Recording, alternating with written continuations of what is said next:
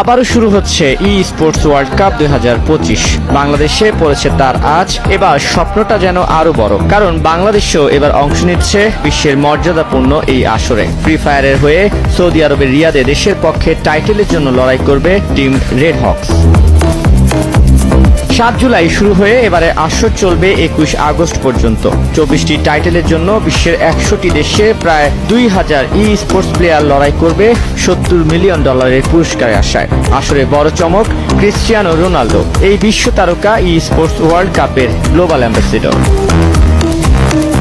সম্প্রতি দেশে অনুষ্ঠিত হয়েছে ফ্রি ফায়ার টুর্নামেন্ট FFBC'র ফাইনাল, যেখানে প্রাইজ পুল ছিল 60 লাখ টাকা। চ্যাম্পিয়ন্স টিম রেড হকস জিতেছে এবারে টাইটেল, সঙ্গে জিতে নিয়েছে বাংলাদেশের হয়ে সরাসরি ই স্পোর্টস ওয়ার্ল্ড কাপে অংশ নেবার সুযোগ।